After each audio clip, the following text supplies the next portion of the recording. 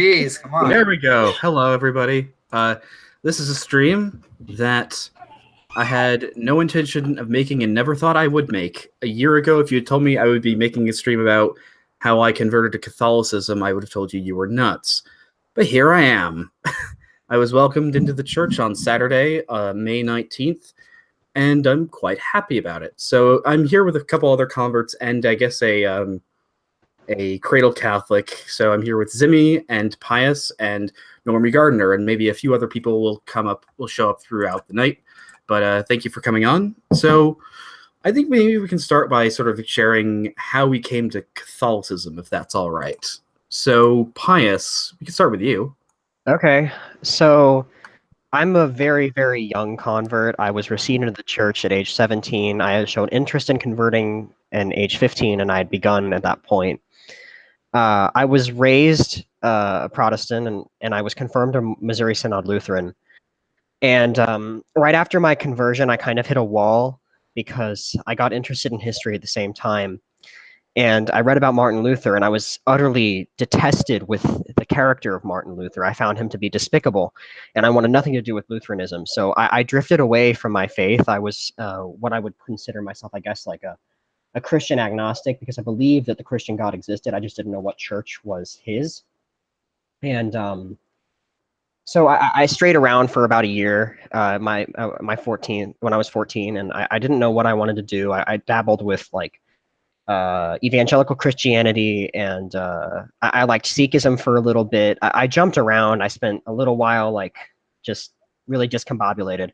And I eventually got really deep into church history, like European history, and I became enamored with the Catholic Church, and specifically the aesthetic of the priesthood, which drew me in to inquire at my local Catholic parish as to what the Catholic Church is all about. And slowly but surely, I applied for confirmation classes because I was too young to join RCIA, so they put me in confirmation with the other Catholic kids. I went through confirmation with them, and I had some bumps along the way. I was a state of vacantist for a little bit. That was really stupid of me, but I made it through. And I was received in the church April 23rd, 2017, Easter octave, and it was the best choice of my life. And now I'm going into seminary, God willing. Okay, Zimmi. Awesome. Well, first of all, Fritz, I'm really, really happy that you are now Catholic. Thank you very much. When we got disconnected before and I came back, what I was saying was, if you had told me like the last time that I talked to you in a stream that the next time I talked to you, you would be Catholic, I think I'd still be a little skeptical, because you are a very stubborn man, I must say. But I think it makes the best converts, honestly, once you finally come around to it. So I will ask you to excuse the baby, which how can you not, because she's adorable, but she's talking in the background. So how I came into the church, I was raised like thoroughly unchurched. My family never went to church. Really, the only person baptized in my whole family is my mother, and that was just kind of, I guess, almost by accident. She came from a Southern Baptist family, and everyone was kind of baptized. But she obviously drifted, became kind of the black sheep of her Southern Baptist family, moved away, had me 2 years before she got married my dad, who's also a mess, and was never baptized. And then all of the kids, I'm the oldest of 4, never baptized. And then my husband, the person I would meet who would later become my husband, him and his mother were evangelical Christians, kind of non-denominational evangelical. And I knew them. They're pretty much because I moved around so much, they're pretty much the only family I knew, or people I knew, for over 10 years. And at this point, it's been almost 20. But she was always just a positive force in my life, and her son, who became my husband, just one of the most amazing people I've ever met. And even though he's kind of questioning his faith and trying to figure out where he is now, those values that his mother instilled, and obviously lots of prayer, has definitely shown. So, but anyway, I came back to live, after moving away from where he was, I came back to live with him in the general area where he was. And I got really close to him and his mother, went to college, and started going to college, and was immediately, I guess, turned off by the secular culture of college, and was extremely conservative. I started off with the evangelical kind of culture, but I think what was really my big moment just for becoming a Christian was watching Passion of the Christ. And I was kind of not really Christian at that point, but watched it with my husband, my then boyfriend, and his mother. And I think I cried for about 2 hours afterwards. It was finally real. It was finally a person, this Jesus person. And it was, in the form of an actor, but it was just so real. And I never really had comprehended what that really looked like. It was just I was just so detached from it. And after that, I think that really was what evangelicals call the born again moment. Whether or not I necessarily believe it's, anything really, really spiritually significant changes at that point, I don't know, but it was definitely a decision. Oh, hey, person. It says uncensored. Hello. But anyway, I eventually just was pretty content with being an evangelical for a few years, and got to the point where I wasn't really interested in studying the Bible. I kind of thought, you know what? I know the basics. Jesus died for my sins. I'm a sinner. I'm saved. End of story. And I never really felt the urge to study church history, to do any of that. But I met a girl who was a graduate of a Catholic university, a very good Catholic university. And she was a major in Catholic theology. And she was very, very good at explaining my issues with Catholicism. And I had currently worked in a Catholic kind of retreat center area. And all of the people that I met, it wasn't very traditional at all, very, very liberal, very progressive. Everyone that I met really as a, very right-wing evangelical was a big turnoff to me. I thought, okay, well, all Catholics are liberals. All Catholics are basically not standing for Christian values. They worship the Pope. They worship Mary. Like, I want nothing to do with this. And finally, it took a young conservative Catholic to kind of bring me around, answer all my questions. And after I got to the end of my list, it took me about a year, I think, of going back and forth. I kind of looked into the Orthodox Church for a bit, Lutherans for a bit. But after finally kind of ironing out all of my issues, I was ready. And I was ready I had my moment of knowing. Easter Vigil 2012. It was my very first Easter Vigil, and it was just gorgeous. And they happened to be playing a song during the communion, and it wasn't technically supposed to be a communion hymn, but again, like I said, a very liberal Catholic mass. But it was a very beautiful song, and it was a song that I had always meant something to me, even when I wasn't Christian. Just kind of a song of comfort, and it was Claire de Lune by I always embarrassed because I can't pronounce the composer, but Debussy. Claude Debussy. There you go. It was that song, and I used to listen to it a lot when my parents were actually fighting, and it was just kind of how I drowned out their, ridiculous noise as I was going to sleep pretty much every night. And this was when I was like 15, and it was a really hard time. And then I'm sitting in Easter Vigil for the very first time with my new friend, and that plays during the communion hymn. And I am just a mess. And I just know this time next year I will be Catholic. And I was right. And it was the greatest thing I've ever done. And my husband just gave me a look.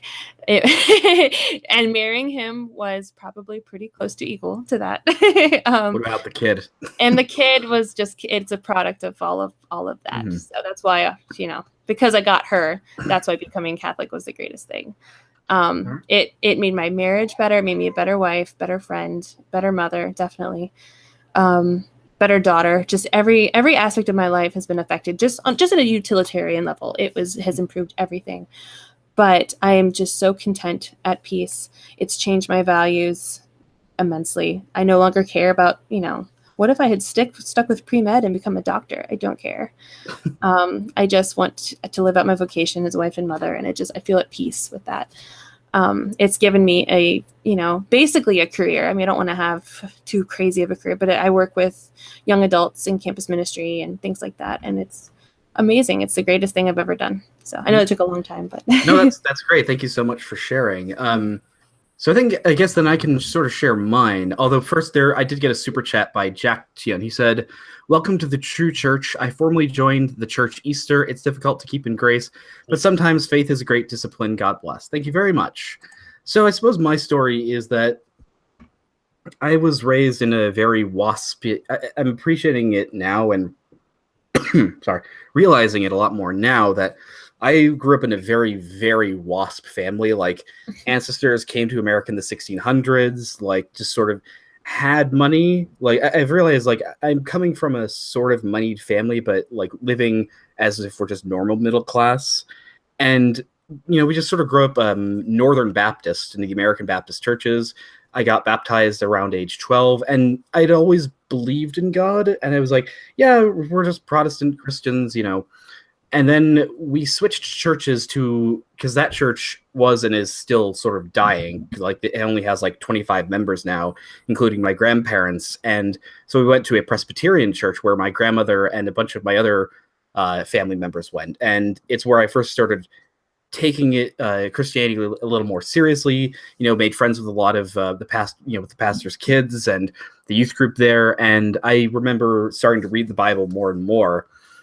And around age 15, I sort of had my own, I guess, born again experience where I sort of fell to tears when I was reading the story of Christ's crucifixion.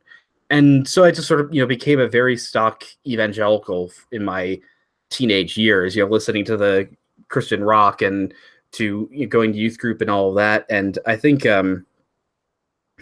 what my thoughts about Catholicism was I almost feel like it was slightly maybe a bit of a class thing or just sort of my stereotypes or conceptions, because I like similar to I think what Zimmi said is that I sort of thought, well, the Catholics around me are all liberal. They don't really seem to care much about religion. And so to me, it's felt like the only option was either be a Catholic and not care about your faith, or be a Protestant and sort of actually care. And I always sort of like the rebellious aspect, I guess, of Protestantism, because I had never really had my outlet for my rebellious teenage years couldn't really be my parents, because like I loved my parents so much and had too much respect for them to the idea of just going out of my way to cross them was like, no, why would I do that? But sort of I tried to sort of express that towards the wider culture around me. And so I sort of had a bit of an anti-Catholicism streak in me for a while. And then around in college, I still commuted to college from home. And I went to, this is going to sort of dox myself, but I went to St. John Fisher College, which is a Catholic-based college in upstate New York. And I never fell away from my faith, but I didn't really care as much as I did in my teenage years. I didn't go to church all that often. And then around last year, I think interest in faith really reignited when my dad told me, hey, I have a coworker that goes to a evangelical church. You should check it out. And so we did. And it was around February 2017, it was an absolutely, a very stereotypical, not in a bad way, but it was an evangelical church with the modern music, everybody sort of having their hands in the air. The pastor being really, really casually dressed, but I really felt at home there. But then because of my contact with people like the Distributist and eventually Zimmi and people like Ghost of Buckley, I started getting into contact with a lot more Catholics again. And I had always had a few things that I didn't like the evangelicals had against Catholics, because I guess I developed a little more respect for it. Like, I never liked it when they said, Catholics aren't real Christians, because I'm like, even as a Protestant, I'm like, no, they're Christians. I just disagree with them on certain theological points. But eventually what happened was, through a lot of the arguments and the discussions, unfortunately, a lot of my first encounters with conservative Catholics was, all Protestants are evil. Protestantism has destroyed everything good in the world and all of that. And then, so that really soured my taste for Catholicism, because I don't want to do that. But I remember when I had my first stream with Zimmi, she told me about John chapter 6 and the argument that Jesus Christ's real presence in the Eucharist. And I'm like, all right, well, now I can't sort of unknow that. And then sort of over the summer of 2017, I went through sort of a faith journey. And I first went to a Anglican Church in North America parish, which is the conservative version of the Episcopalians. And I was like, oh, that's pretty cool. But then, I visited an Orthodox church for a few times, and then finally started looking at my local Catholic parish and had a conversation with the priest, and more and more conversations about what the Bible said, because I think both the Bible and eventually arguments from history are what really started convincing me. And I remember around October of 2017 is when I'm like, okay, well, the weight of evidence seems to be enough that says if I want to be faithful to what the Bible says, I have to become Catholic. And when I'm looking at what is the Church Jesus founded, what has the best argument, claim to that, it's the Catholic Church. And increasingly, and so I sort of went away from the first parish I was going to, which was the closest to another one that I sort of looked up online, and I became good friends with a younger priest there. And it's still a fairly liberal parish, but it's a very nice parish. And just over the course of those several months until early January, I sort of had a bit of a relapse, I suppose, where I'm like, I just don't want to do this. But persevering through that, I'm like, I still want to become Catholic. And the reason I didn't, most people become confirmed around Easter Vigil, but I felt like I need a little more time. And so I guess with the blessing of our bishop, I was confirmed on Saturday at the day of Pentecost, or Pentecost evening, into the Catholic Church. And for me, what really helped me, because the reason I had that relapse, I think, was I could agree with my mind, with my head, with what the Catholic Church believed, but not quite with my heart, in the sense of I could accept it, but did I really believe it yet? And eventually I did come to believe, and, heart and mind and soul, into loving the Catholic Church. And then what I've found is that increasingly, as I invested myself into the church, liking more and more of what the Catholic Church has offered, and I'm much, much happier now. And so that's sort of my conversion story. And suppose we could go around, or one last thing is to say who our confirmation saints were, because for me, sorry. Oh no, I go ahead. Sorry, I didn't want to interrupt you. Okay, I was gonna, and I want to get a chance to do my little story at the end. Okay, but anyways, I was gonna say because for me it was part and parcel of the journey of trying to find a Catholic in history that really reflected what I really connected close to. And for me, I found I remember I went through a lot. Like, first it might have been St. Ignatius of Loyola, and then St. John the Baptist, and then for a while it was St. Martin of Tours. But eventually I sort of came back around to my college and St. John Fisher or St. Thomas More. And even up until the day before my confirmation, I was still trying to decide. And eventually I chose St. John Fisher, both because the namesake of my college, the fact that actually one of the deacons from the college was at my confirmation just by pure chance. And he's a patron saint of my own diocese. And I found him and St. Thomas More's martyrdoms to be so personally moving, almost bringing me to tears, because the idea that these two, how great moral Christian lives they both led, and the fact that their martyrdoms sort of remind you of something that would have happened in the early church. But here is St. Thomas More in his chancellor's outfit, and St. John Fisher in his cardinal's regalia. That's not supposed to happen. They're not supposed to be martyred that way. This is an age of reason and humanism and rationality. We're not supposed to believe in these sort of ancient Catholic superstitions, but here they are, really sort of the only two people that said we're refusing to go along with what Henry VIII is trying to take this country into. And they died very honorably in a manner similar to Christ. I remember hearing on a podcast a couple days ago that St. Thomas More said something to the effect, after he had been condemned to death, just as St. Paul assented to St. Stephen's martyrdom, those two are now brothers in heaven.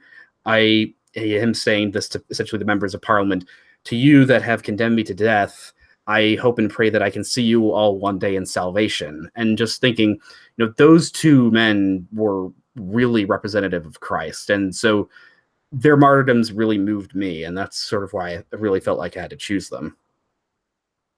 Awesome. Mm-hmm. So, Zimmi, who was your patron saint or confirmation saint? Well, I had 2 confirmation saints. I was greedy. I had Gianna and Therese. Yeah. I thought you weren't allowed to.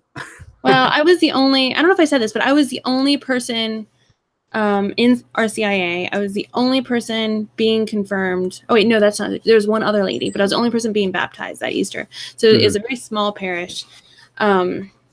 But they kind of let me do whatever I wanted. But I kind of, after, I didn't really like that priest too much. I'll say more why in a little bit. But I wish I had a kind of a more moving reason for why I did like you did. Gianna Therese is like, okay, well, Therese is like my age. She's kind of the young adult female saint, But like, as I'm getting more, I guess, comfortable in my faith, I'm finding it harder and harder to kind of identify with her. Like, of course, she's a wonderful person and Story of a Soul is beautiful, but it's like that girl probably never committed a mortal sin in her life. Like, it's really hard to identify with her. Oh, you know what? I got there are some things about it, Trez, you will be surprising. There's a book. She said that she could have ended up like Mary Magdalene. She said that one time. Seriously? I don't remember that. Because she said I was so hungry for love, because she's like, when she was a kid, she was like, had lots of problems.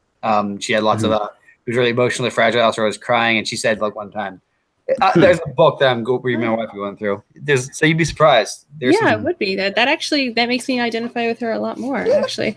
But and then the other one, obviously Gianna Brettamola, because I wanted to be a mom, and at the time I wanted to be a mom and a doctor, and of course very pro-life.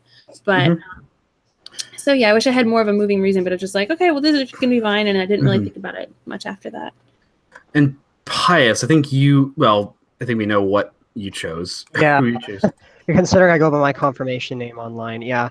I chose a very LARPy confirmation saint. I chose Saint Pius X, and of course that's a very LARPy saint to choose. And I'll be honest, much like Zimmi, I don't really identify with my confirmation saint that much anymore. I chose him for a LARPy reason, and when that LARP died off, I lost the association with that saint. I wouldn't really say that. I wouldn't really discount that. I don't think it was that LARPy, because from what I've looked up of Saint Pius X, he was a wonderful He was. Pope. He was a good pope. I appreciate devotion to Holy Communion. But and his love of children. Yeah, but I mean, as I've grown in my faith, especially in the last year, I've really found myself drawn a lot more to 2 saints in particular. Blessed Stanley Rother, who's actually not a saint yet, and Saint. Love him. He's big. I love him too. Yes, Blessed Stanley Rother. I mean, I was in tears for like 2 hours after I read his story. And that video you sent me to, Zimmi, I'll still go back and watch that just because it's so powerful to me.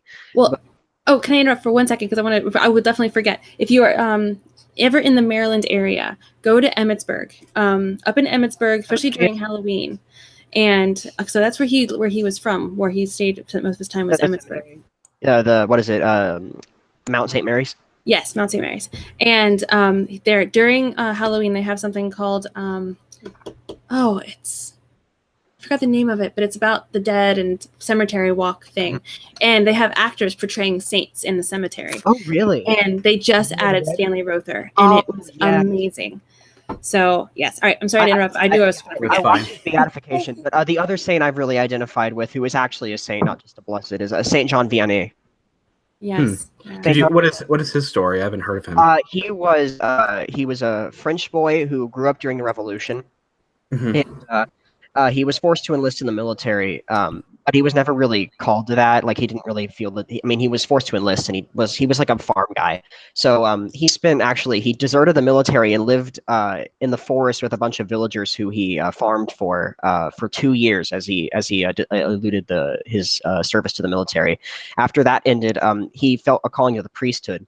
And it was always known that Saint John Vianney he wasn't particularly sharp. He wasn't dull either, but because he didn't receive a proper education because he was drafted and then spent all his time farming during those 2 years of, I believe it was like 17 and 18. So he didn't have a proper education. So when he went to seminary, he had a lot of trouble, much like Blessed Stanley Rother. But eventually he got ordained, and he was known for being a very, very he's like essentially the model priest. He was known for his preaching was beautiful. his homilies. They have collections of them. If you read them, they're all very, very powerful. He turned a small country French church that no one went to into one of the biggest hubs of Catholicism in southern France. He was known for his devotion to Saint Philomena, who he said that all of his saintly acts could be attributed to her. He was also known, he was constantly assailed by the devil and had to fend him off frequently. He was a wonderful man, and his stories are all very, very powerful. And as an aspiring priest, I find him and Blessed Stanley Rother, both who were just ordinary priests trying to do their duties, to be very, very inspiring, especially Blessed Stanley Rother, because I'm drawn to missionary work. But I suppose I can still find identification with Pius X, but I wish I had gotten more spiritually in touch with a saint before I made such a big decision. But oh well. So Riverrun has joined. If I think he told me he's having a bit of technical difficulties. So anytime am I getting audio at all? We can hear you fine. Okay, great. Okay, yeah, I'm available now. All right, wonderful. Thank you very much. Welcome. You're not Catholic yet, though, but didn't you? I'm a catechumen, but I mean that's excellent. A 10-year process. Thank you. But yeah, I guess it is different for the different dioceses because. I think what Pius has told me and another person, Blackjack, is that where they are, it's always 2 years. For me, they basically said, whenever you're ready. No, I could have. I could probably. Yeah, I was mandated to go through the 2-year program, as was Blackjack, so we had to wait 2 years before we got confirmed. Mm-hmm. But whatever you do, make sure you pick your confirmation saint the right way. Because everyone's you throw a dart at a chart of wait, no, you shouldn't do that. That would be blasphemous. But so who would you guys choose? Sorry, who would you guys choose if you would choose your confirmation saint today? As I said before, I don't think I can choose Blessed Stanley Rother because he's not a saint yet. So I'd probably choose the curé of ours. I'd probably Mary Magdalene. For me, it's obviously not really a thing because I was only confirmed exactly. A few days ago. Same saint, yeah. Normie, how about you? Well, my confirmation saint was Saint Dominic Savio, literally because I was a teenager and he was the patron saint of teenagers. That was my mentality when I was 13 years old. I picked him. I guess today I would pick Saint Francis, definitely. Really? I think I may pick Saint Martha, honestly, because as in Mary Martha, because I don't know, I just kind of keep coming back to her. Also, Saint Peter. Both of them, I think they're kind of my spiritual parents because. They kind of have a tendency to kind of run their mouth, but it's always with the best intentions. And it's kind of like, and their mouth kind of gets them in trouble a little bit, but it's actually beautifully raw. Like, first of all, they're almost always talking to Jesus when they're in the Bible. So what they're doing is technically, it's a form of prayer. Mm-hmm. So Martha, and she's like, if you had been here, my brother wouldn't be dead. And like, that's how we should pray. You know what I mean? Like we really should be totally raw, and it's going to sound gross and ugly, but that's what our souls sound like. And so when Martha's saying that, she means it, but then she still has faith, and she's like, well, I know that still, whatever you do will be the right thing, basically. I was just going to say too that I picked St. Francis. I would pick St. Francis now because I think that your friend, Of Assisi? Francis, yeah. I mean, I think if I had to choose sorry. I was just gonna say, let me just finish this thought. For me, I'm really hard on myself a lot. I'm really hard, and so Francis would be for me the kind of guy who would help me out a lot because he would be encouraging me, and that would be something I would really do. For me, if I had to choose, if I couldn't choose Thomas More / John Fisher, I think I probably would have chosen St. John the Baptist because I've always found him such a fascinating figure. Because even when I was exploring the Orthodox Church, the parish I went to was a small OCA parish called St. John the Baptist, and I was fortunate enough to be there when I don't know what they call it in Orthodox liturgy, a homily or a sermon, but the priest, it was on the day of St. John the Baptist's beheading, and he gave a really interesting sermon about why we should celebrate on a day that should be sort of quite sad of the death of John the Baptist. But I found John the Baptist's life just so interesting that he was almost like this wild man wandering around the desert dressed in rags, eating honey and mosquitoes. And yet he's almost like he's the last prophet before Jesus. And he proclaims his coming, and he's the one who baptizes him. Mhm. And again, what interested me, especially about St. John Fisher, is the fact that his martyrdom was very, very similar to the circumstances of St.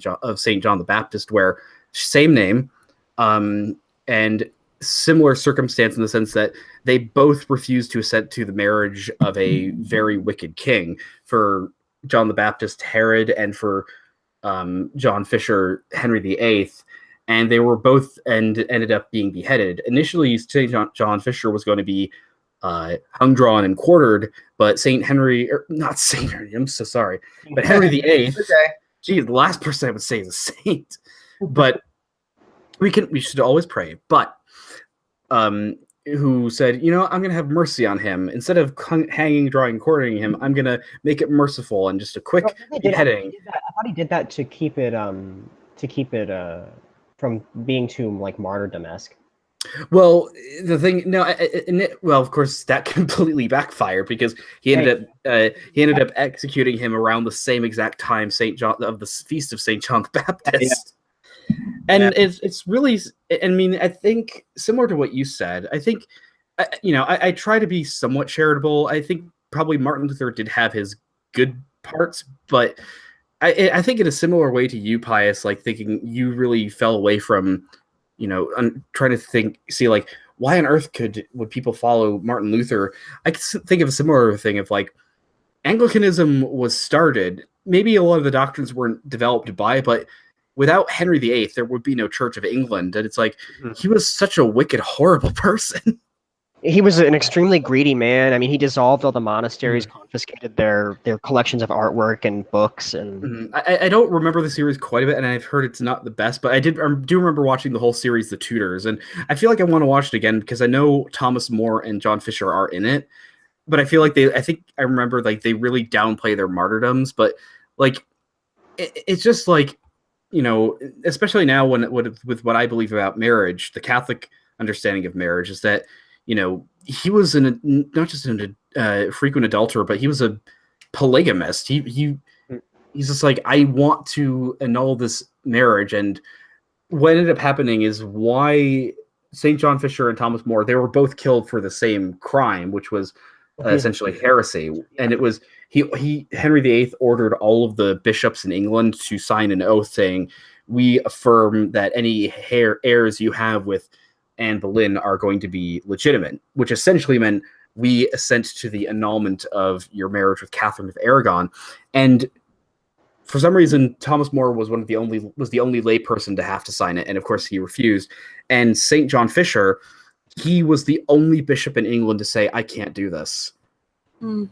Yeah. And again, what moves me is the fact that this is sort of supposed to be an age of like Machiavellian power politics. Like you see a lot of this even in the Catholic Church with Pope Alexander VI, who was a wicked man. But you still have, despite the fact that John Fisher and Thomas More were like some of the highest members of English society, they were, almost the most powerful men in England next to the king. They risked and sacrificed their entire careers as well as their lives to say, on that one moral principle, saying, no, we're not going to accept your annulment. We're not going to accept you as head of the church because you're not. And just, again, that was so moving to me. Hey guys, really real quick, I'm sorry.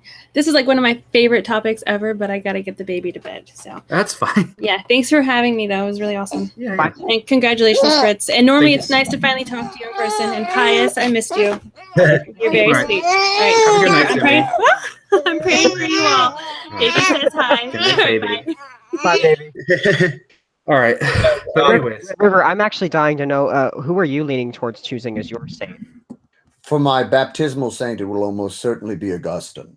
While Thomas Aquinas was more instrumental intellectually in getting me into the faith, I simply do not identify with Aquinas' life whatsoever. Yeah, I feel like you have to be like essentially a genius to identify with Aquinas. Well, I mean, so you have to be T.J. Kirk. For me, it's that. For me, it's that Aquinas has this. He's just so steady all the time like my mood and intellectual life goes all around all the time. And Thomas is, I mean, there's stories he's sitting in a chair and he's dictating to 4 people because they can't all keep up with him. And it's just a constant intellectual stream out of him. I don't see it. I don't understand that one. Yeah, that's brain power, and it's impressive. But where it really strikes me at Aquinas, I can identify with him, is when he said all of his writings were like straw at the end of his life. Oh, really? He did? Yeah, he said that he had a beatific vision. He saw near the end of his life, like the last couple of months of his life. He just had this some sort of vision. He never told what it was.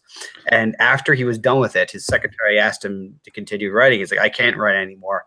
I have seen things that make all my writing seem like straw. And then like a couple months later, he died. Oh. Yeah. So, I mean, like, as big of a brain as he had, and obviously no one disputes that. Keep in mind that is just, he's still, like that. He just like someone who can run faster than us. He's still had the same reaction as hopefully we will have, I think this is, again, I would say that, as becoming Catholic, I'm still sort of struggling with aspects of it, just to sort of talking about myself personally, because I think the most difficult thing for me was the fact that I didn't really want to leave Protestantism because I had such a lot of good teachers. But hold on, somebody wants the link. But what I keep realizing is that about the Catholic Church as opposed to Protestantism is the fact that the Catholic Church is a very sensual in the sense of the senses faith, and the fact that like, whereas once I think I would be completely repulsed by holding a rosary and praying with it. I was at Eucharistic Adoration earlier tonight, and I was holding them, and I love the rosary now. I love the way it feels, and it's because we can. Whereas Protestants seem like they can only express their faith through music, through sound, through singing hymns and saying prayers. Catholics are like, well, you can do it with all the senses. And one thing I really appreciate about the rosary is that, have you noticed that like it fits really well in your hand, and it's through the sense of touch, I feel very much able to connect with God through it. I've always found that, I mean, I keep a rosary with me at all times. I always have one in my pocket, or I wear a rosary bracelet or something. I always have one somewhere on my person, because if I want to die, I want to die holding my rosary. I know it sounds stupid, but like... No, it's cool. The rosary is sort of like a mystery. It's really, we don't know why it works so well, but it does. I'm appreciating the rosary more as I'm getting older. I didn't used to. I always like sort of spurn the rosary, and I was too proud to use it. I'm not going to do the liturgy of the hours, do something fancy, but the rosary just by itself, like that's the humblest prayer. It's just like asking God over and over and asking Mary, hey, help me out here. Help me out. Well, I'll actually tell you guys a secret too. I like the Chaplet of Divine Mercy more. I've always been very partial to the Agnus Dei. I love that, especially in even at my fairly modern parish. Even I love during Lent, when they do the Agnus Dei, they'll do it in Latin, whereas the rest of the year they'll do it in English. But and it's like, what I'm realizing is that I just recently tweeted this out, and I said this: if any church or if any religion tells you that you shouldn't drink, you should stray far away from that religion. Oh, really? Yeah, because again, look at the religions that say you shouldn't drink: Islam, Mormonism, and from the new job I have, which is interpreting history from America in the 19th century, so many of these just weird wacko cults. Sorry, I hate this. They were very nice people, but their religion was insane. We're like, no sex, eternal celibacy for everybody. So no marriage, no drinking. It's like, why don't you just hang a big sign that says no fun? Was that like the Shakers you're talking about? Someone like that? Yeah. In the museum I'm working at, I'm actually in a Shaker house making brooms. What if a religion appears and one of their tenets is no anime? I would say I would stray far away from that religion. Anathema. Look, I've talked to my priest about this, mate. He's fine. It's okay. He just says use your discernment. Look, the Vatican itself apparently gave its own blessing to people playing Pokemon by saying, no, it's not violent at all. It teaches people friendship. It was and during stuff. that whole scare, right? Like the early... Yeah. Yeah. So the base Catholic Church said, no, hey, Pokemon video games are fine. Obviously, again, That's a very discernment. Catholic thing to say, to be honest, because This sounds a bit cheesy, but I'm not going to reveal everything I said in confession, but just one of the things I said to my priest,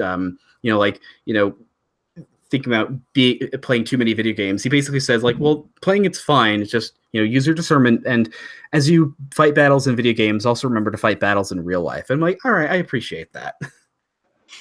But like, what I really appreciate a lot about the Catholic Church is the fact that it seems to be a much more holistic, comprehensive understanding of the faith than Protestants, where they seem to be both it can get to be incredibly fundamentalistic and also incredibly ungrounded, where there's a good metaphor I heard once. I can't remember exactly where. I think it was Peter Kraft or something a long time ago, that the Catholic Church is like a walled garden where the walls are really high and really strong, and the children inside the garden can run around and have fun, do lots of things. And the Protestant Church is more like no wall around the garden, and there's a cliff, and the children are always very scared and cautious and worried about doing the wrong thing.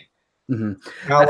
As an ex-Protestant, I didn't have that experience. I grew up in a very, everyone, again, I guess I went to a weird Missouri Synod Lutheran church, but I went to a very, very liberal-esque sort of one. Like, they had gay couples who attended and like stuff like that. But anyway, I don't know. We always had it drilled into our heads that no matter what you did, God would always love you. So it didn't matter as long as you just believed in Christ. So, I mean, even that, in like what I'm thinking about salvation is the fact that there's just a very different, and I'm really appreciating it now. I think more holistic or wholesome approach to salvation, where the idea that it's not a one all or nothing thing of you either believe in Christ, for the Lutherans, like you either believe in Christ and that is the hinge on all of your salvation, or of course with the Calvinists, you have no say in it, where, it's what I've heard is with the Catholic Church, we're saved by Christ through faith, but not through faith alone. That faith is sort of the foundation, but in a way, it helped address an issue I've always had, where thinking, it feels a bit selfish to be doing all this, because I'm like, aren't I just doing this so that I can go to heaven? Like, if I could get to heaven a different way, I wouldn't do this. But I think the Catholic idea is salvation is not. It's not just about you're getting a ticket to heaven. It's you're becoming more and more like Christ. Oh, hey, Luca. Yeah, it's like a relationship. Yes. I mean, it's always about a relationship, and it's like the faith saves you, because faith is just another word for trust. If you don't trust in God, if you don't trust that He'll save you, then how could you possibly be happy in heaven if you don't trust the person? And I'm thinking, just the fact is that Catholicism, or the rituals in it, say, the other things that work towards salvation, baptism, the Eucharist, confession, reconciliation, and the other sacraments, and the ways that we become more and more holy, that's much more in line with human nature, right? That it's so much, because human beings are very physical, sensual creatures. It's not just this having an abstract idea of faith, it's being able to live out your faith. And I feel like I'm really appreciating it, the idea of having the rosary, having the sacred images, especially looking at history and crucifixes. In an era when people couldn't read, how could they read the Bible? If they couldn't read the Bible, how were they supposed to know about Christ? They had to do it through either hearing it from the priest and also looking at the stained glass windows in their churches. In the Catholic Church, there's lots of good quality and bad qualities in individual parishes. But one of the rules of the liturgy is that all the instruments, all the utensils have to be gold. I love that, because everywhere you go, no matter what Catholic church, you will be looking at gold. You'll be looking at the visual representation of the most precious thing imaginable. And that's like, you can't have a mass without gold chalices. They make these some small rules, like not very, the general instruction of the Roman Missal is actually a very slim document, but those rules are always had to be followed. And that's one of them, like the sensual thing you were talking about. The chalice has to be gold. Like the candles have to be there. Those things always have to be there. I've always loved the act of lighting a candle and having candles, and especially like when I'm when I'm in the chapel, just the act of lighting the candle. And that's one thing that it did draw me a lot to the Orthodox Church, where they have all the candles in front, and you just give them a little money, and then you can light your own candle. And being able to sitting through the liturgy and watching that candle, burn is your candle through your own personal prayers.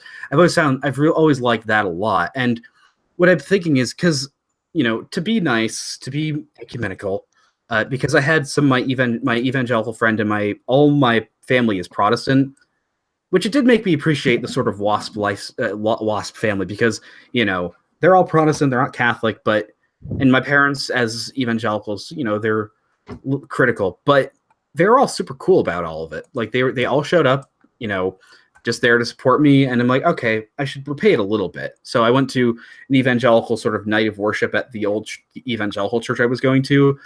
And I noticed I couldn't support that a lot anymore, because, they kept talking about how we're only saved. I'm like, but no, we're being saved. Yeah. And I noticed they're using visuals as well. They're using like light shows in like a rock concert way. I'm thinking, so they're doing the same thing the Catholics are doing, but I would say the Catholics might do it a bit more, respectfully and better. But the goal, it's all based on. Yeah, Pius, we can hear you. I don't know. Yeah, my mic was malfunctioning. I wanted to add earlier on. One of the things I found really inspired, that I thought was like relating to this, was when Saint Francis Xavier actually went to Japan to preach the faith. He actually found Japanese to be a very ugly and complicated language, and he actually, even though he learned Japanese, he always found it preferential to use the symbols of the church to show the faith to the natives. He would always use crucifixes to tell the story of the crucifixion, or images of the virgin birth to show them how. I thought that was really interesting. That the images can be used in proselytization, because they just show so much through. You can tell so much through like the face of the Blessed Mother as she watches her son be whipped, or through her face of joy when she receives the Annunciation. And again, I'm thinking just because one thing I think anybody that was an evangelical will hear, I've heard this term a lot, is when people talk about religion versus Jesus. And it's a term, even as an evangelical, I never liked, because and especially now, I really understand what it fully means. Is it's a very thinly veiled thing to say. It's not religion that they're against, it's Catholicism. It's the same sort of thing of like going all the way back to like the Reformation, especially in England, of the Puritans hating the Church of England because it was too Catholic, and hating any sort of ritual or anything like that. And it's also sort of become a byword for anything you don't like. Like I've heard people in my own church group saying like, but religion, because I still hang out with my evangelical friends to read the Bible, which is fine. But like, they're like, well, it's like what religion tells us about this. And I'm like, eventually I might just say like, you mean Catholics, right? Because that's ultimately what they mean is, it's like if you look at the Bible's, look what the scripture tells of salvation history. God establishes rituals from the very beginning, and he does that because we have bodies. He came to the earth as a physical human being. Yes, exactly. It was never meant to be like a Gnostic, ethereal, spiritual faith. I'll be back in 1 second, okay? You can talk amongst yourselves. Okay. Oh, thank you very much. Hey, Luke. Hello, guys. Hi, I'm Normie. Nice to meet you. My name is Luca. Hello. Nice to meet you. Luca is a former seminarian. Thank you for bringing that out. I'm just meaning to say that you have a lot of experience. Oh yeah, I have. The point about liturgy, it changes throughout history, and it changes throughout cultures. I always saw the change of to Novus Ordo. I always change it. I always see as a change of culture also. You have this Tridentine Mass, which is basically in a world of monarchies where there is a law and order. So you have a lot of these rules that you have to follow. And we came to this modern world where democracy is everywhere. So it has a lot of freedom that you have to choose which one, which part of liturgy is the best for the society, for the church. So what I really like about Catholic Church is really it's universal, but it changes. I mean, it doesn't change in a sense, but it is for all people. In a way, you could describe it as, in contrast to the Orthodox and the Protestant churches, that it's like the Catholic Church is both grounded in, you know, a series of beliefs that will never change. Like, regardless of what people keep, you know, lying about, at this point, lying about Pope Francis, the Catholic Church is never going to be okay with abortion or gay marriage. Well, The I Catholic can tell you the number of people, you know, after that whole thing where that atheist journalist who constantly, you know, forgets stuff or whatever said that Pope Francis said that he doesn't believe in hell or whatever. I can't tell you the number of Protestants who came up to me with gotcha questions like, oh, so Yeah. the Pope doesn't believe in hell anymore, does he? And I was like, you realize that came from probably the most unreliable source on the planet. Yes. And there's even reports he had already. People call out like CNN for fake news and don't believe anything they say about Donald Trump, but here you are. Amazing how You read about Pope Francis. And I would say this is again, it's something I sort of wanted to bring up, because I think most of us here will probably consider ourselves a little more on the traditional side of Catholicism. So perhaps in some ways not the biggest supporters of Pope Francis, fans of Pope Francis. But the thing is this. I've come around to him. To be honest. And I wanted to say this is that websites like LifeSite News have completely discredited themselves. And I think I would say this, and it was an unpopular opinion I'd have, is conservative and traditional Catholics should stop complaining about Pope Francis endlessly, because first off, it's not going to do anything. He's the Pope. He's the Pope until he dies, or hopefully he doesn't establish a trend of popes resigning. But he is the person the Holy Spirit decided should be the Pope. Yeah. And I would say this: we would be infinitely more useful by, first off, praying for Pope Francis, which we ought to do. I mean, we receive an indulgence, not a full. Or how does it work, Riverrun? I know you know. Well, you actually know so to get any indulgence. So to get from the Rosary or for the Stations of the Cross or whatever it is, you also have to pray for the intentions of the Roman Pontiff. Yeah. That's one of the steps. And I would say that, you know, we can do infinitely more to help the Catholic Church now by praying for the Pope and offering ourselves as his allies and fellow Catholics, as opposed to making ourselves enemies of him. Because the progressives, they desperately want Pope to say Pope Francis is one of us. But the thing is, ultimately, he isn't, and he can't be. You know, yes, maybe he agrees with it. He agrees with them, I suppose, on immigration and, you know, something like that. Reform. Well, I mean, I was looking at this. I was thinking about it because I was thinking about listening to some lectures by Christopher Smith on Vatican II. By the way, look him up. He sounds a little, when you hear his voice, he sounds a little suspicious, but get through it. He's very good. And I don't want to say why he sounds suspicious. And but I was thinking about it, and I don't even think progressive and conservative, and I don't even think those are appropriate labels for the Catholic Church. In fact, I think if you use those terms, it's atheistic, because Catholicism is not a political ideology. That's not the point. Like, but on what side of the political spectrum is, I don't know, like the beatific vision? What side of the political spectrum is the beatific vision? That makes no sense. The Catholic Church is bigger than politics. It was around a lot before these political divides even existed, and it will be around after all these politics are a thing of the past. And since I am, and again, I'm sick of people like, people having concerns about Pope is fine. You know, it's perfectly. There's nothing immoral or, you know, sinful about saying, I think he could do this better. I think he might, maybe he did this wrong. But again, you can tell, like, sites like LifeSite News, or a lot of them are just like, they want to be. I've even heard from some traditional priests like going, "Hey, no," in a homily going, "Hey, no Pope lasts forever." And I'm like, you know, okay, I get it. You have criticisms, but you really shouldn't say that about the Pope, because that's essentially saying, "I wish he wasn't Pope anymore." And it's like, you shouldn't say that, because the deeper problem is that Pope Francis that we should keep in mind too is also, one of them is just you see a headline about Pope Francis, just assume it's a lie at this point. Yeah, like the latest one is him saying Extrapolation. the latest one of him saying to a Chilean sex abuse victim, "Yes, you're gay, and God made you that way." Yeah, exactly. And I'm just assuming I that's don't think that's true. I'm don't think he assuming really that's a said that. lie or a distortion. The second thing we should assume about Pope Francis, this is just basic charity.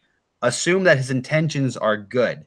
Mm-hmm. You Because know? the thing is, at the very least, maybe he is on certain issues. He's not where more traditional Catholics would agree with.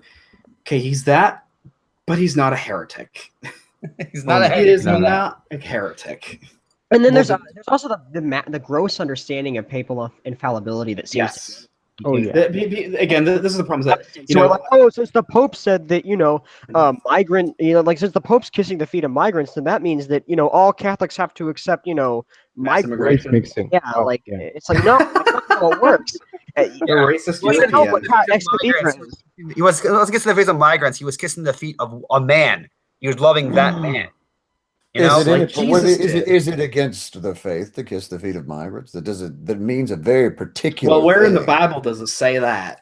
Well, I mean, but that means a very particular. Does it mean that means a very? I mean, particular again, thing, I like love division. Protestants. My parents are evangelicals, but it's like, the two channels that have helped me. One for the sort of heart, the more sort of connecting to it, not as a theory. It's like Chesterton said, where let your religion be less of a theory, more of a love affair. That aspect was, a lot through Bishop Barron, but Catholic Answers has definitely helped me a lot through the actual questions and Podcast?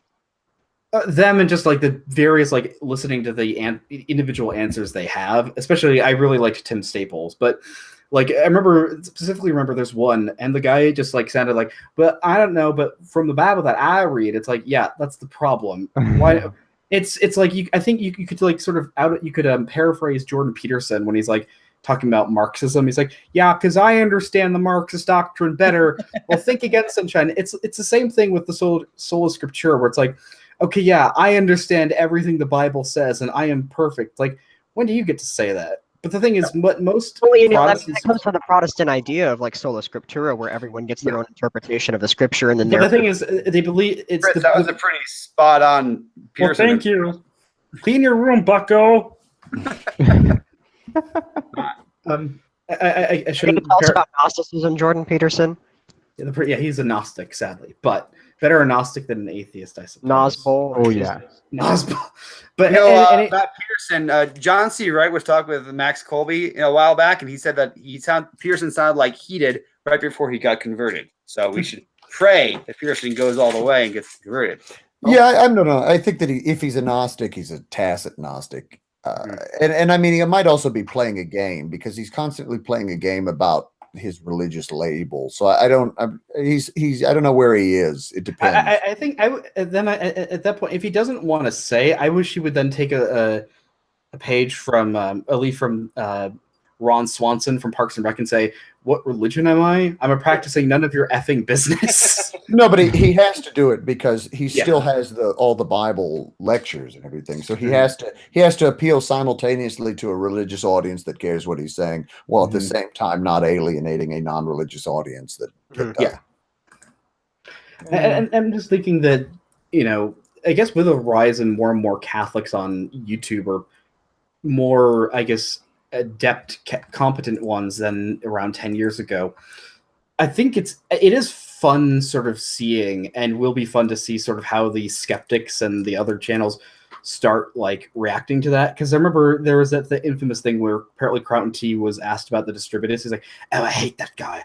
Oh, those Catholics, those filthy Catholics ruin everything. But he wanted a live stream with me. So I don't know. Yeah, I suppose I think he's a man that changed, but we don't have to talk about him anymore because he gone. God forbid we have a system of thought for what we say. That's a big inconvenience. People can never change their opinions. You either have to be a cynic that hates everything, or you're a horrible fanboy. And if you're in the center, you're also despised. Well, I mean, according to Max Colby, all the skeptics are all in league together to. Max Colby says a lot of things, and I think the less we say about him on this stream, the better. Okay. But I would say that, about I have no other thing.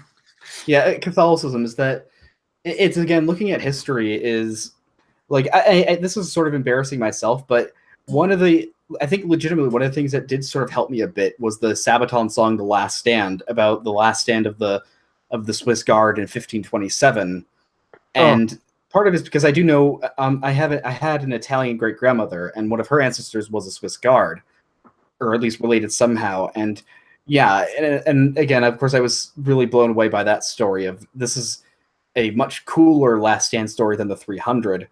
Was that And, is that the last stand in the French in Paris or the last No, stand? it was in Rome. It was in Rome when during the 30 or right before the 30 Years' War during the. Well, it was 100. It wasn't right before because it was almost a century earlier. Or was it? Oh, I can't. It was like the armies of the HRE revolted, or they deserted, and then they attacked Rome for money or something. Mm-hmm. And there was a bunch of Lutherans in them, so who obviously wanted to sack Rome. But yeah, and the Pope there was also the same one that refused to give the annulment to Henry VIII. But that, and again, like a question I would probably ask Protestants, I think, would be, okay, let's say you are a Christian living in 12th century Europe. Where do you go to church? Because you can either be Catholic or Orthodox. Where are you going to go? Because there ain't Catholic. No location too. I mean, at the time, really, to the peasant, it was mostly just an ethnic split. I mean. Mm-hmm. And again, they're also obviously very similar. They're so similar to the point of they still both have valid orders. At the end of the day, the really only big separating factor is the Pope. And the filioque. That's amazing how people get. The filioque isn't even really an issue anymore. The Catholic Church already allows the Orthodox rites to say to omit the filioque. We already do that. The only real dividing factor is the papacy. That's a big dividing factor. No. People really. Well, we still think the filioque is true. Yeah, I mean, but we already allow the Orthodox, or not the Orthodox, but the Eastern rites, like the Ukrainian rite and the Byzantine rite, to omit the filioque at their leisure. And I think that's one of the other issues I would say with the Orthodox is the fact that both, again, something that Ghost of Buckley said to me, which shout out to him if he's watching this, but that he told me, like, one of the big differences that one of the reasons I especially appreciate Catholicism is the fact that unlike the Orthodox Church which ended up becoming very heavily dominated and controlled by the Byzantine Emperor and then later the Russian Emperor, the Tsar, the Catholic Church, of course, was never, Catholic Church, not perfect, never was perfect. Yes, there was corruption, but never to the extent of the church having to answer completely to a secular authority. And so he told me the story of how I think it was Heinrich IV, the Holy Roman Emperor, who got excommunicated and had to beg the Pope for forgiveness out in the snow. He sat outside the papal. In the snow. In the snow. You would have never seen the Byzantine Emperor doing that. Yeah, and only his undergarments in the snow for 3 days, and he just prayed until the Pope finally opened the door and let him inside. Avignon papacy, remember that, and Catherine Siena, and that's it's like we saw the divine intervention to get the Pope out of France and back into Rome because he was under the thumb of the French king. And Catherine Siena, who was basically a nobody, came in and just basically bossed these popes around and urging them to come back. And one pope didn't listen to her, and he died. And the next pope came back to Rome finally. That was the independence of the papacy has always been so important and so clearly what God wants, And again, it's like by their fruits you shall know them, is that the Catholic Church, yes, it has changed in certain ways, but when it comes to its actual core beliefs, Catholicism has not changed in 2,000 years. Mm-hmm. And it's remained one church. It's remained, unlike and even then the Catholic Church has the Catholic Church allows multiple rites. There's not just the Roman Mass. There's everybody knows that the Orthodox is just a bitching circle. Then nobody really cares about the difference between the filioque and not the filioque is less than the difference parishes have sometimes. It's just a thing to stick on to keep complaining. And they never mention the fact that they have 10 times more corruption than we ever had. Oh, yeah. I actually always remember that the Orthodox Church in Russia was strongly taken over by the KGB during the communist period, and used it as a mouthpiece. Also, I think Luke can attack. One thing to keep in mind, though, is also that if we say the Catholic Church has never changed, it's not like the Catholic Church hasn't wanted to change. I think the Holy Spirit has been. I think you. I think I must have. Okay. God's Luca, Luca, go The ahead. Catholic Church has changed its discipline, but never the theology. Okay? That's what I mean. Is that like there's been Uh, times in the church where it seemed like the whole world was pushing it to one place. You know, like during the Arian heresy, during the Donatist heresy, during the Avignon papacy, and the Holy Spirit always wrenches us back into place. You know, like Yeah, the Holy Spirit will not let this happen. You know, that's will that's I the actually wanted to bring doctrine. up. That's the doctrine. That never changes. But the the liturgy, the I'm way not we saying, yeah, I'm talking perform and doctrine. everything. I'm talking about the doctrine. When we talk about Orthodox Church, the problem with Orthodox Church is really connected to the nation. Yes. So we don't have like Croatian Catholic Church or American Catholic Church. We have Catholic Church in America or Catholic Church in Croatia, which means we are connected to the nations, but Catholic Church is the first one, the first thing. While on the other hand, you have the Russian Orthodox Church, or Serbian Orthodox Church, which is really closely connected to the nation. Okay, it is really connected to the politics. I know during the war in Yugoslavia and independence war in Croatia, the people who advocated for killing of Croatians and for the war were Orthodox Serbs, and because they were really connected to the nation of Serbian nation, okay, the Orthodox Church. We know that also in the Second World War, where the Orthodox Church, Serbian Orthodox Church, really wanted to kill the Jews. Belgrade was the first city who was Judenfrei, which means basically, if you don't know German, Jewish free. thank you. So that's something that Free was of Jews or free for Jews? Which is no of Jews. Yeah, but that thing was really supported by Orthodox Church in Serbia, Serbian Orthodox Church. The government of Russia, it is supported by a Russian Orthodox Church. While on the other hand, Catholic Church in Croatia or all around the world are criticizing the government, but not really, controlling it or supporting it fully. That's the difference. There's that in a way, it's a separation of church and state in a better way than the Enlightenment, in the sense that respecting the secular authorities of a country, but whilst also saying the Catholic Church also has its place separate from the nation, integral to the nation, but yes. like Poland having a very Catholicism being very integral to Polish identity, and historically, it being very integral to southern Germany or France and Spain. It doesn't mean that they are that. I think what you said is correct, that the Orthodoxy, if the problem can be they're like Russian, Serbian, or Greek first, Orthodox second, as opposed to Catholic first, Spanish, or Polish second. Yeah. I That's think true. Cardinal Aloysius Stepanik of Croatia summarized it best. And the most ideal thing for the Serbian people is to return to the faith of their fathers, that is, to bow the head before Christ's representative, the Pope. Then we could at last breathe in this part of Europe, for Byzantium has played a frightful role in the history of this part of the world. Yeah, that's true, because Serbians have the Saint Sava, Sveti Sava, Saint Sava, which is basically the king of Serbia. And they celebrate him more than Jesus. Basically, you can swear, curse Jesus, but if you curse Sava, who you're going to pay? That's the deal in Serbia, and that's because they're really connected to Serbian politics. That's so sad. Yeah, that is. And something Because the Catholic Church, we think of the Catholic Church as this small island inside this big, huge world.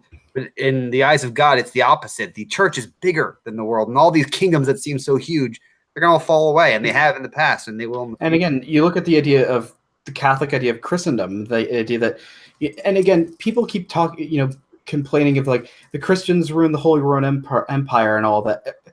So the Christians ruined the Roman Empire and all that. I'm thinking like, if that's true, good, because the Roman Empire towards the end was incredibly depraved and evil. Even before that, because again, the Roman Empire, of course, guess what was it endorsed? One of the it endorsed, mass slavery, and it endorsed horrible cruelty, and just people talk about like imperialism of other cultures, yeah, and also of course infanticide, which was rampant around the ancient world. Guess who stopped that? Not like today, of course. Well, the entire idea of this is where people don't get. People don't put this. So the imperial, yeah, it's beautiful. It builds up a big structure. It's wonderful. So that's what you focus on. The entire idea of an imperiate is the same sort of idea that you have when you say, let's have robot servants. Why? So you can indulge in your own vices. Mm-hmm. Why do you want a big imperiate? You want a big imperiate so that you have all these surrounding territories that you control and link in a big economic network so that you can suck off of them. Why? So you can basically be lazy landlords and sit around and do nothing all day. And guess what happens? After 10 generations, your family falls into total decline and weakness. Mm-hmm. That's what happened. And that's what did happen. And again, the thing is, I think the end of the Roman Empire, because yes, the Dark Ages was horrible, the period between that and the early medieval period, but what happened afterwards was, first off, again, if nothing else, the Catholic Church helped eliminate infanticide.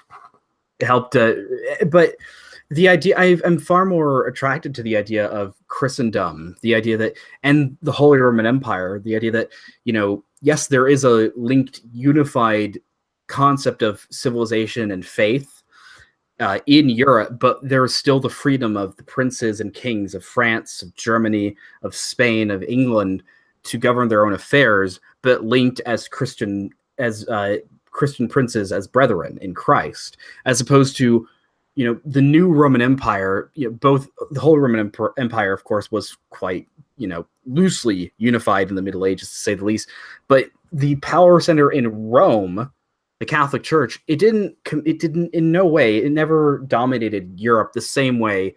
It shared power essentially with the secular princes in a way that I think was far more pleasing and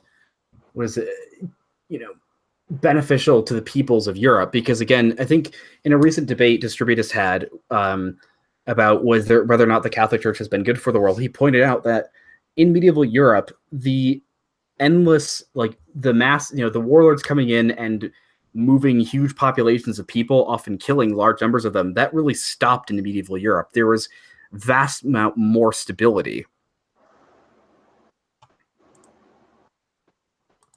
Fritz, have you gotten into Warren Carroll yet? To what?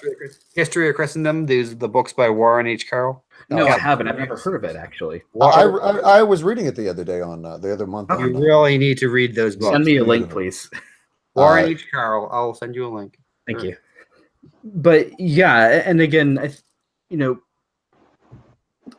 Middle Ages was an era, yes, of technology had taken a back step. You didn't have pipes with running water everywhere anymore. But first off, there was development with the cathedrals, architecture, and culture. But again, on a moral level, if in the Middle Ages, if you were a father in a family and you're like, okay, my kid it's going to be more expensive to have another kid, so I'm just going to leave on a mountainside to die, you would have been considered a horrible person in the Middle Ages, as opposed to if you were a Roman paterfamilias, you would have been like, yeah, it's your perfect right. And I'm thinking just that alone, I think medieval Europe was far better than the Roman Empire. It's of course, all of us, I'm sure, have been in debates with atheists online. They take these passages out of context, not knowing that where they came from. It was all based on the Roman paterfamilias and the slave-based society that St. Paul was talking in, and where he's talking about slaves obey your masters, masters love your slaves. He's trying to convert that society into a Christ-like society. And this means they're endorsing slavery, or they think wives submit. It's just a bunch of crap because they don't understand. Because again, as opposed to the previous system, which is slaves aren't even human beings. St. Paul explicitly points out, no, they are. Whether or not they're in servitude or not. Same thing with the relationship between. Those weren't black people, When we talk about black people, only black people were slaves. Remember, only black people were slaves, of course. Exactly, the only blacks, right? We were slaves and shit. You forget about those Slavs. They were named after. They weren't named after anything. They were named after black people. Slavs were black.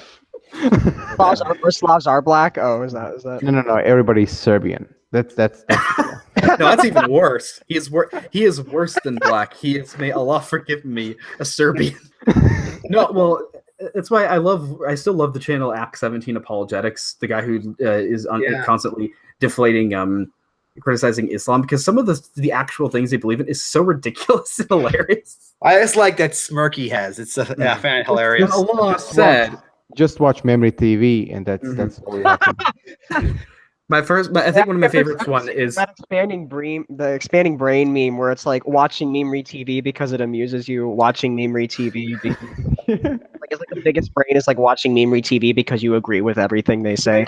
I mean, it scares me because again, that's a scary. The thing is, the scary thing about Islam is its its strength, despite the fact of how absurd it is. Because when you look at it, it's like Muhammad. The Prophet Muhammad, a bunch of Arabic words I don't know. Basically, it's like he sounds like this insane, vain asshole. Speaking of insane, vain asshole, no, I'm not going to say that about Distributist. Hello. Oh, hey, Dada, how are you? Hey, I'm here just very briefly. So. That's fine. We've been. Thank you for coming on. We're just sort of discussing history and Catholicism, but hey, Distributist. Hey, Fritz, have you seen when we were talking about crusades? Sorry, what? Virgin False Prophet versus Chad Messiah. You see that? Oh, no, I haven't. I'm going to find it and send you. All right, thanks. But yeah, I mean, Islam. I'm thinking that essentially what seems to be needed, though, is because I don't see our position as all too dissimilar from the ancient world or from the early Christians with a collapsing secular society around us. Is I think not. Well, we do have an obligation to try and convert people to Christ as Christians. I think it's also there needs to be a secular in the sense of that's funny. Idea of Christendom or trying to revive some concept of a secular Christian civilization. Nice meme. Fritz, you mentioned something. Sorry, Normie. I was going to say, Fritz, you mentioned before about the Orthodox and the sticking point being the papacy. That struck something in me because I've noticed that people outside the papacy, outside of Catholicism, always view the papacy as a sort of like a power position, as another princedom. Like Lutheran satire is really a good example of this. If you ever watch that, he talks about the papacy. He always talks about it as like, oh, if you had this power, you take over everything. They just don't really get it. They don't get what the papacy is, and like it's not the same thing as just another princedom or another little dukedom from medieval times. If it was, it would be gone a long time ago with all those other ones. It's even as it held its own territory in central Italy as the papal state. The thing is, it was always considered something different as opposed. It was not. Yeah, you're right. It was not another. Princely authority like the Kingdom of France was. Yeah, if it was, it would have been gone like everyone else was. And it really did only leave once you had the secularization in the modern era. Yeah. I'd like to hear what the distributors have to say because, About Christendom? I mean, the struggles we're having right now are less denominational and between Protestants. I know this is probably not in keeping with the theme of your it's fine. But the problems we're having right now is just consolidating any kind of consistent Christian voice inside any denomination. Not really whether one denomination is better or worse than all the other ones. It's sort of extensive over the Christian world is that we've hit sort of an event horizon that I'm forgetting who came up with this concept. He said it was like liquid modernity. It's where we can't really talk about real concepts like metaphysics in the public square anymore. And as such, we're just not able to consolidate any communities in the way that someone prior to 1900 would have conceptualized a church. And I'm thinking just how ways to combat that, because I think the problem is, that we don't, the way of addressing the modern world is we're too many steps ahead of them with basic apologetics, because the modern man, it's not the problem. The problem doesn't start with the fact that he doesn't believe in God. The problem starts with the fact that he doesn't believe in the concept of real objective truths. Well, I mean, what is that? What do you mean by that, Fritz? I mean, so much of the modern world is built on the idea that the three pillars of truth, goodness, and beauty are subjective. That beauty is in the eye of the beholder, meaning anything can be art, and therefore nothing is art. Truth, real concepts. Well, we've basically we've only decided that the conversation on gender should suffice to demonstrate. No, here's the thing, though. How that conversation works out in any realistic way. I mean, yeah, like what is actually somebody's sex? What is actually someone's gender? Well, even get it's the question has been rendered meaningless, but it's become rendered meaningless, except that we are forced by certain power relations to assert the actuality of sexes and genders that will directly contrary to any meaningful representation of either of those two concepts. Mm-hmm. Yeah, I want to drop a little white pill here, because the great thing about truth and objective truth is that you can't really. When we talk about dissolving it, that's just that all of our dissolving, all the nets that we put up in front of it they can easily be swept away by reality. So one of the good things about objective truth that you really can't get rid of it. All we can do is just try to get rid of it. I think the problem, though, is the progressives I think they're trying to get to the point where they want, because I think a lot of them are still sort of the Star Trek utopian, believe in the Star Trek utopian vision of the future, where they're hoping that technology will get to the point where they can essentially alter reality so that they're like they can have a procedure so that people can transition to whatever gender they feel like, and it'll look like they're passing, or any of that sort of thing. I think they're hoping that they could get to that point, but I don't think technology is going to let them, because first off, one of the reasons I'm not progressive is because the utopian vision they keep offering, I think it's manifestly showing itself now, is not going to happen. We had this cycle already. We did this. Yeah, exactly. It's the Star Trek thought, namely, oh well, don't worry about economic problems, because at some point an infinite energy source will show up, and you can make whatever you want for free. I mean, this is potentially, this isn't even like we saw this once before. It's potentially could be something like this sort of idea appears every 80 years, and has to be confronted. It's almost like our battles in against flesh and blood or something. Well, yeah, there's that. There's also the larger question of, if you're wondering why this one is more pronounced, it's not something to do with the people who are pronouncing the ideology, but an internal feature of the culture that's trying to resist it. Mm-hmm.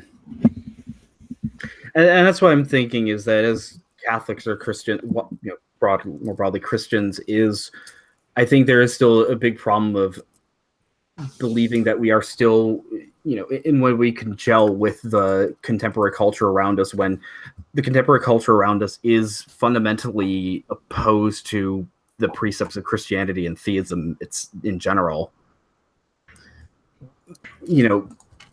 How do you have a conversation about, with somebody with a non-Christian or with a non-Catholic non-Christian about, say, the Rosary, when they don't believe in, not only do they not believe in Christianity, they don't believe in God, and they believe that essentially whatever they want to make up is what reality is. Because it's I would say that above all, we should remember it's not us that's ultimately gonna change their hearts and open their minds to the truth. It's gonna be Christ himself. I know that sounds cliche, but it's so important to keep that in mind whenever I'm talking to people, because I get angry with people when I'm not talking to them. I say, why don't you get it? And that you always have to remember that, I think that objective truth is really present to people, even people that aren't Catholic or don't have the life.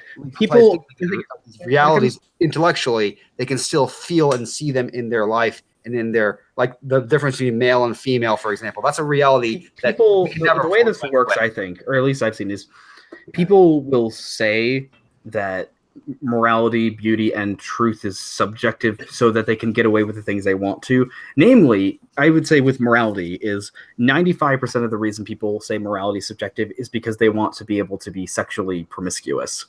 Oh, yeah. But they'll still act like morality. It's this sort of Hitchens two-step where they will still act as if morality is objective. And that's because it is. I mean, like, because you get down to rock bottom. And the problem with this is, of course, is that as opposed to sort of if people actually lived like morality was subjective, society would completely fall apart.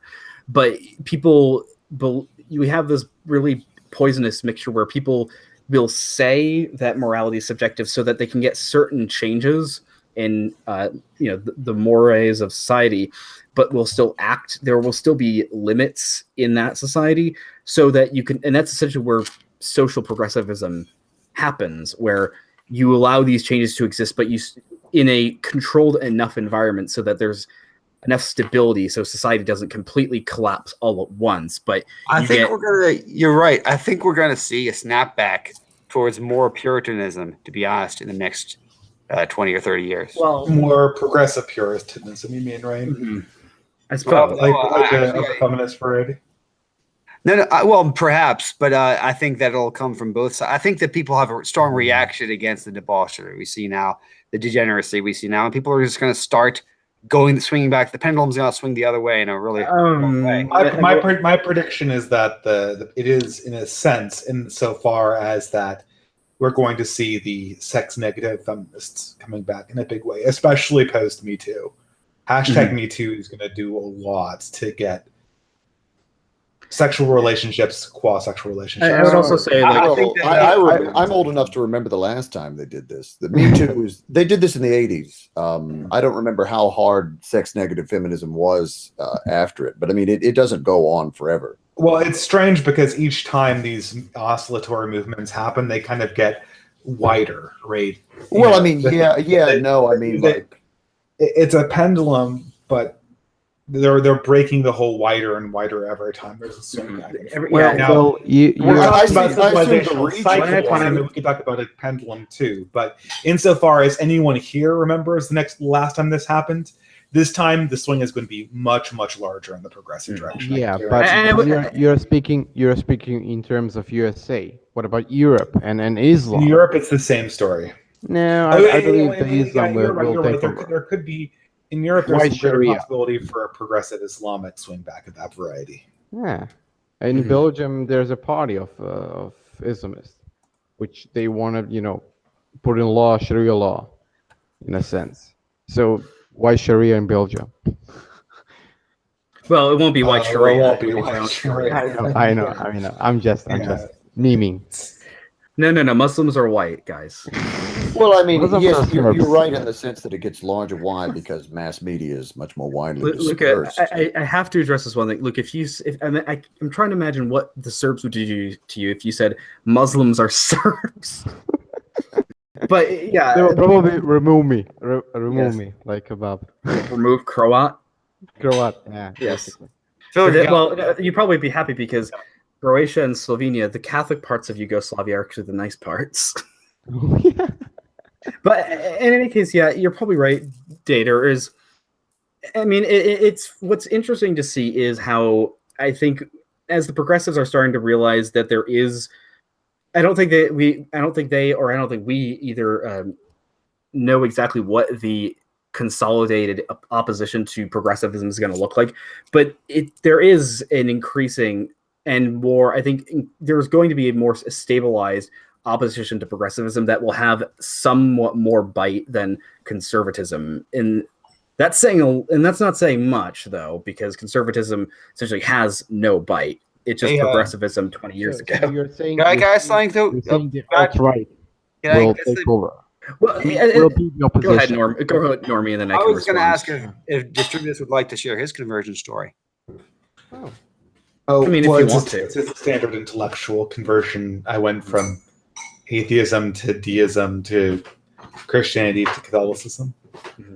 That's more or less it. But I think, I don't know, Fritz, perhaps you could. I actually have to go in 5 minutes. Yeah, what I would say is this: perhaps you could Yeah, I think what I would say is that, but that's the question I think we're talking about now, and is what is going to be the next?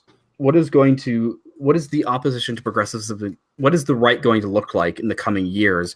Because I think a lot of them now, is it going to be libertarianism? Is it going to be the alt-right, or is it going to be more traditional? And I think hopefully, I mean, okay, listen. Alt-right is traditional. That's just what Part of I've it been is. research. Yeah, part of it, but it's a major part. I think they have their priorities backwards. When you look at the history, whenever there is a conflict, the opposing sides are usually the same strength. So when you see, okay, I'm talking about my history, but fuck it.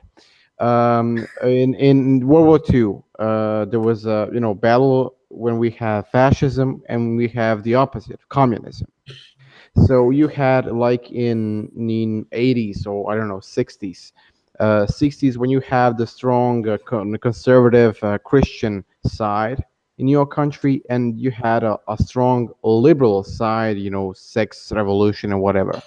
So you have some strong side and you have the strong opposition. So today we have this strong progressive stack that is happening, and I believe that the opposition will be equally strong. And you see that with Generation Z, which is basically really conservative and I traditional. think some of them are. Yeah, I think obviously it's a lot more polarized. But if I could just sort of finish my point is that because I think the progressive hold on power is I think the worst thing that can happen to them is that they become conservative, because then, as we've seen with the conservative movement in America, conservatism is a sign that you're failing. It's a sign that you're going to die because you're trying to hold on to something as things change around you.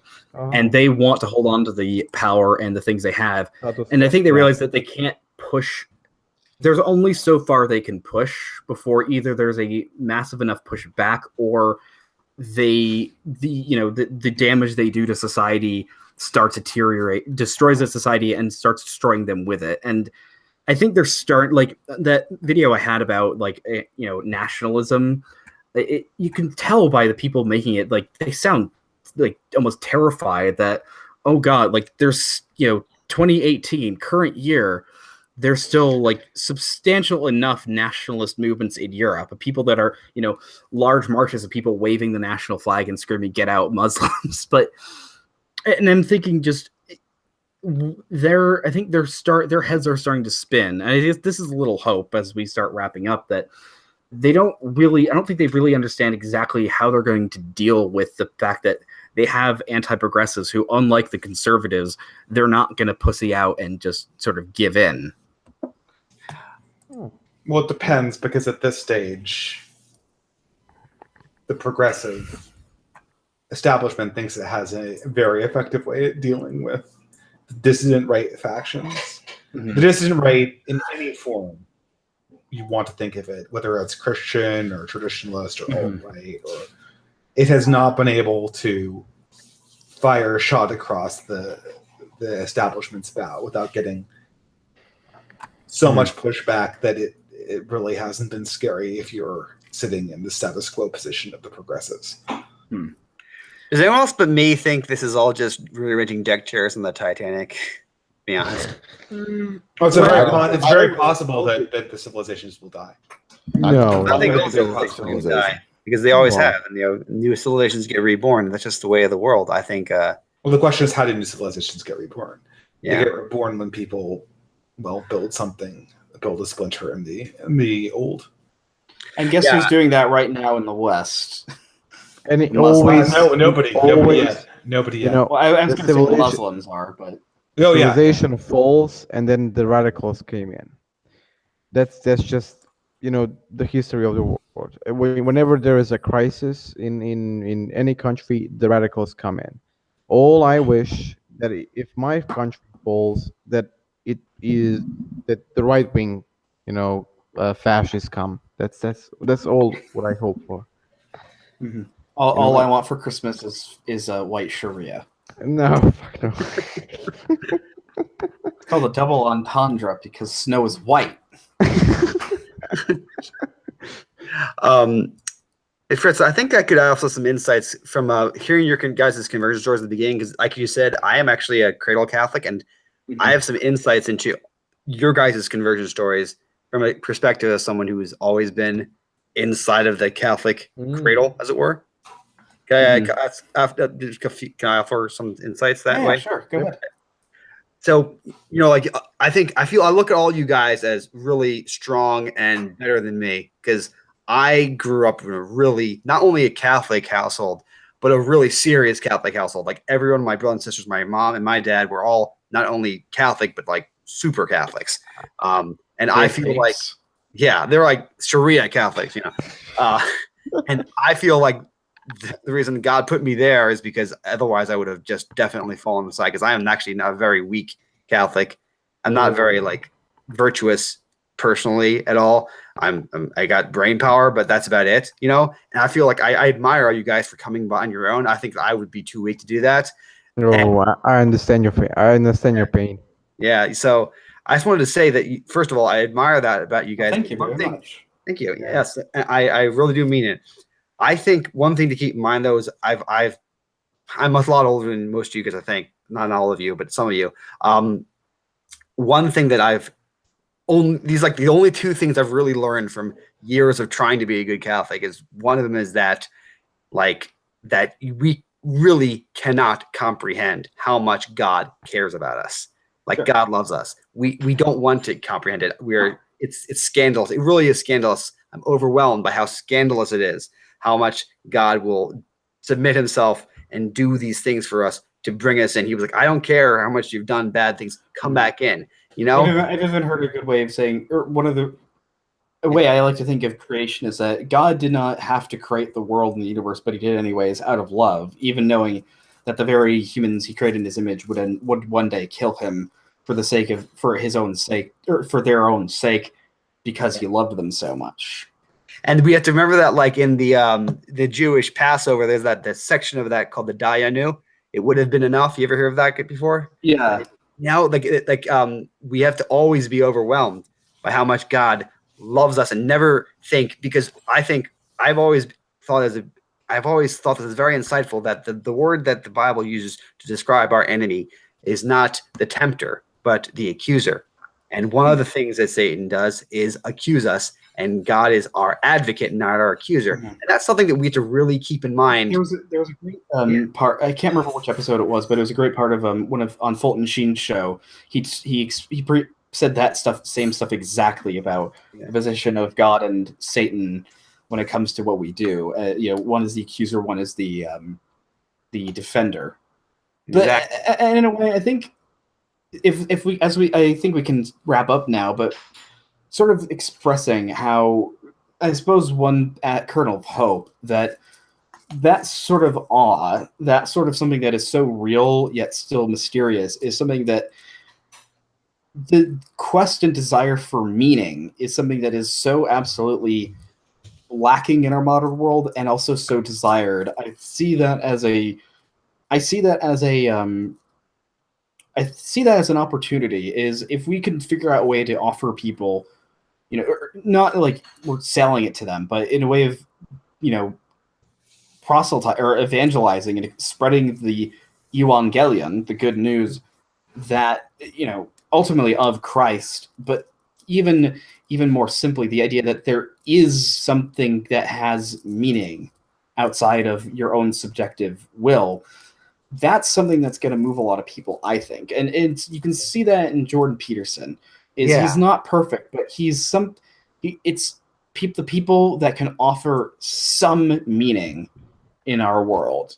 I think that's going to be the movement. But with that, I would say thank you to Zimmi for coming on. I know she's gone with her baby, but thank you everybody else for coming on.